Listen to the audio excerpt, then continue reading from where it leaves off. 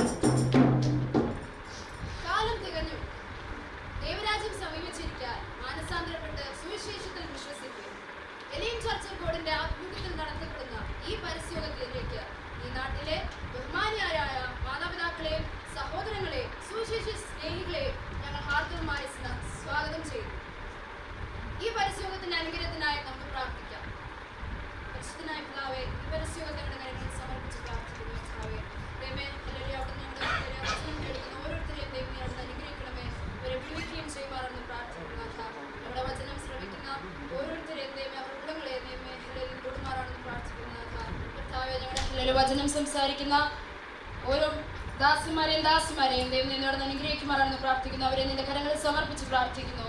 പ്രാർത്ഥനയുടേതായ സ്തോത്രം ഞങ്ങൾക്ക് വേണ്ടി വെച്ച് പുണ്യശ്വസ്തിനുള്ള തന്നെ. സത്യവചനം കേട്ടു നിവാ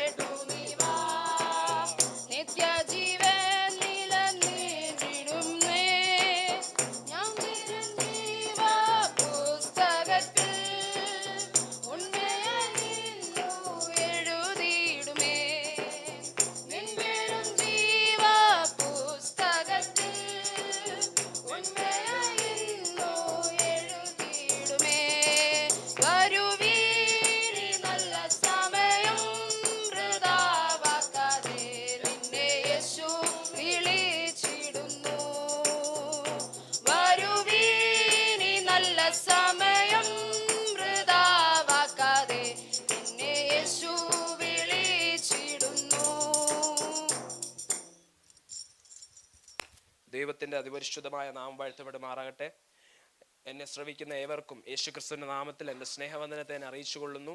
ഞാനിവിടെ നിൽക്കുന്നത് എൻ്റെ ഒരു അനുഭവ സാക്ഷ്യം പറയുവാനാണ്.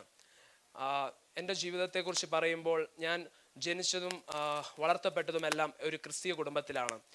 ഞാൻ കുഞ്ഞുനാൾ മുതലേ എൻ്റെ മാതാപിതാക്കളോട് ഒപ്പം സഭയിൽ കടന്നു പോവുകയും അവിടെ സൺഡേ സ്കൂളിൽ പഠിക്കപ്പെടുകയും അവിടെ പലവിധമായ രീതിയിൽ പല ആക്ടിവിറ്റീസിലൊക്കെ ഞാൻ വളരെ ആക്റ്റീവായ ഒരു കാലഘട്ടമുണ്ടായിരുന്നു.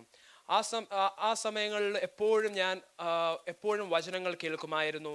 അതിൻ്റെ കൂടെ എപ്പോഴും എല്ലാ ദിവസവും പല യോഗങ്ങളിൽ ഞാൻ ഏർപ്പെടുമായിരുന്നു. പക്ഷേ എൻ്റെ ജീവിതത്തിൽ ഒന്ന് നോക്കുമ്പോൾ ഞാൻ എൻ്റെ കർത്താവുമായിട്ട് ഒരു വ്യക്തിപരമായ ബന്ധത്തിൽ ഇതുവരെയായിട്ടും വന്നിട്ടില്ലായിരുന്നു.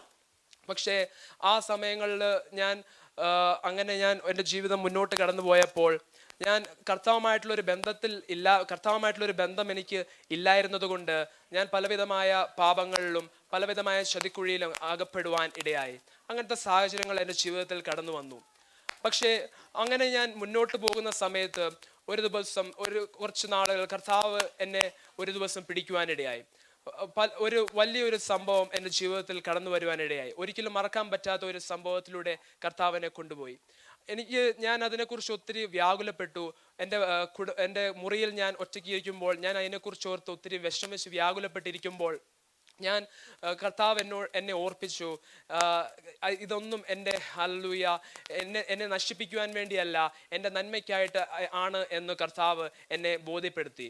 ഞാൻ വചനം വായിച്ചപ്പോൾ കർത്താവ് അതിലൂടെ എന്നോട് സംസാരിക്കുന്നതായിട്ട് എനിക്ക് മനസ്സിലായി. എന്നെ ഏറ്റവും കൂടുതൽ എന്നെ സ്ട്രൈക്ക് ചെയ്ത വചനം എന്ന് പറയുന്നത് ഫിലിപ്പിയർ 4:6-7 വാക്യത്തിലാണ്. അവിടെ പറയുന്നു, നിങ്ങൾ ഒന്നിലും വിചാരപ്പെടരുത്, എല്ലാം പ്രാർത്ഥനയാൽ കർത്താവിൻ്റെ സന്നിധിയിൽ അപേക്ഷയോടെ കർത്താവിൻ്റെ സന്നിധിയെ ഏൽപ്പിക്കുക എത്ര വേണ്ടത്, എന്നാൽ സകല ബുദ്ധിയും കവിയുന്ന ദൈവിക സമാധാനം നിങ്ങളുടെ ഉള്ളിൽ കടന്നു വരും. അങ്ങനെ അത് എൻ്റെ ജീവിതത്തിൽ കുറെ ബലപ്പെടുത്തി. അന്ന് ഞാൻ ഒത്തിരി എൻ്റെ പാപങ്ങളെല്ലാം കർത്താവിനോട് ഏറ്റുപറഞ്ഞ് ഞാൻ അവിടെ നിന്ന് മടങ്ങി വന്നു. കർത്താവ് അന്ന് ഒരു വലിയ ദൈവിക സമാധാനം അനുഭവപ്പെടുവാൻ തക്കവണ്ണം ആ ഉള്ളിൽ ഞാൻ അനുഭവിച്ചറിയാൻ തക്കവണ്ണം ഇടയായി. എനിക്കൊന്ന് മനസ്സിലായി, ഈ ലോകത്തിലുള്ള സമാധാനത്തെക്കാളും ഏറ്റവും വലുത് കർത്താവിൽ നിന്ന് ലഭിക്കുന്ന ആ വലിയ ദൈവിക സമാധാനമാണ് എന്ന് എനിക്ക് അന്ന് മനസ്സിലാകുവാനിടയായി. ഞാൻ ഇവിടെ കേൾക്കുന്ന ഓരോ വ്യക്തി ജീവിതങ്ങളെയും അതിനുവേണ്ടി നിങ്ങളെയും ഞാൻ പ്രോത്സാഹിപ്പിക്കുന്നു. കർത്താവുമായിട്ട് ഒരു വലിയ ബന്ധം, അതാണ് ഏറ്റവും വലുത്. കർത്താവുമായിട്ടുള്ള ബന്ധത്തിൽ കൂടുതൽ ഉറച്ചു നിൽക്കുവാൻ എന്നെ കേൾക്കുന്ന ഏവരെയും ഞാൻ പ്രോത്സാഹിപ്പിക്കുന്നു. ദൈവം നിങ്ങളെ ഏവരെയും സഹായിക്കുമാറാകട്ടെ.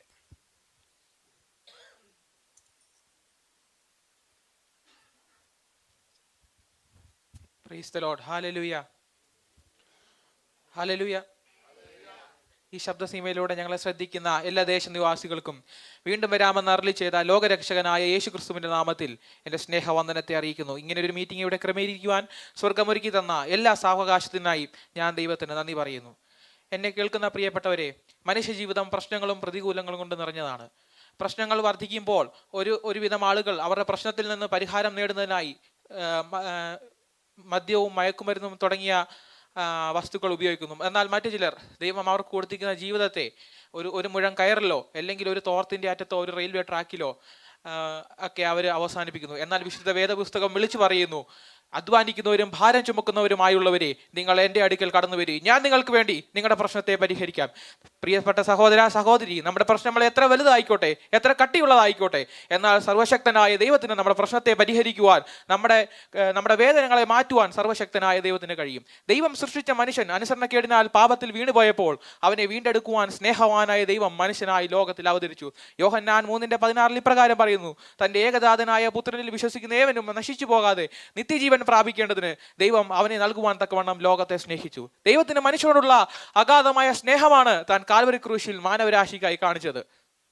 പ്രിയപ്പെട്ട സഹോദര സഹോദരി, നമ്മുടെ പാപം എത്ര കടും ചുമപ്പാണെങ്കിലും ഹിമത്തെക്കാൾ വെളുപ്പിക്കുവാൻ കഴിവുള്ളവനാണ് സർവശക്തനായ യേശു. ആരാണ് യേശു? യേശു ഒരു മതസ്ഥാപകനല്ല. സകല മാനവരാശിയോടുമുള്ള സ്നേഹത്തെ കാൽവരി ക്രൂശിൽ, കാൽവരി കുലക്കളത്തിൽ തുറന്നു കാണിച്ച അതുല്യ സ്നേഹത്തിന്റെ പ്രതിഭയാണ് യേശു ക്രിസ്തു. എന്താണ് യേശുവിന്റെ നാമം? നാം രക്ഷിക്കപ്പെടുവാൻ ആകാശത്തിന്റെ കീഴിൽ മനുഷ്യരുടെ ഇടയിൽ നൽകപ്പെട്ടിരിക്കുന്ന ഏക നാമമാണ് യേശുവിന്റെ നാമം. ആ ഒരു മാർഗത്തിലേക്ക് നിങ്ങളെ ഞങ്ങൾ ഹാർദവമായി സ്വാഗതം ചെയ്തുകൊള്ളുന്നു. ആർക്കെങ്കിലും രക്ഷിക്കപ്പെടുവാൻ, യേശുവിനെ രാജാവായി സ്വീകരിക്കുവാൻ, കർത്താവായി സ്വീകരിക്കുവാൻ ആർക്കെങ്കിലും ആഗ്രഹമുണ്ടെങ്കിൽ നിങ്ങൾക്കിപ്പോൾ മുൻപോട്ട് കടന്നു വരാവുന്നതാണ്. കർത്താവ് നമ്മളെ എല്ലാവരെയും സഹായിക്കുമാറാകട്ടെ. കാലം തികഞ്ഞു, ദൈവരാജ്യം സമീപിച്ചിരിക്കാൻ മാനസാന്തരപ്പെട്ട് സുവിശേഷത്തിൽ വിശ്വസിക്കുക. ഈ വചനങ്ങളാൽ ദൈവം നമ്മളെ എല്ലാവരെയും അനുഗ്രഹിക്കുമാറാകട്ടെ. Hallelujah, hallelujah. അഖിലരുമൊരു ഉറങ്ങുന്നു കല്ലറയിൽ, ഉലകമഹാന്മാർ അഖിലരുമൊരു പോൽ ഉറങ്ങുന്നു കല്ലറയിൽ. നമ്മുടെ ഉന്നതനേശു മഹേശ്വരൻ മാത്രം ഉയരത്തിൽ വാണിടുന്നു. നമ്മുടെ ഉന്നതനേശു മഹേശ്വരൻ മാത്രം ഉയരത്തിൽ വാണിടുന്നു. ഗീതം ഗീതം ജയ ജയ ഗീതം പാടുവിൻ സോദരരേ. ഗീതം ഗീതം ജയ ജയ ഗീതം പാടുവിൻ സോദരരേ. നമ്മളേശുനാഥൻ ജീവിക്കുന്നതിനാൽ ജയഗീതം പാടിടുവേ. നമ്മളേശുനാഥൻ ജീവിക്കുന്നതിനാൽ ജയഗീതം പാടിടുവേ.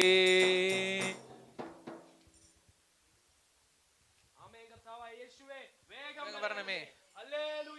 Hallelujah, hallelujah.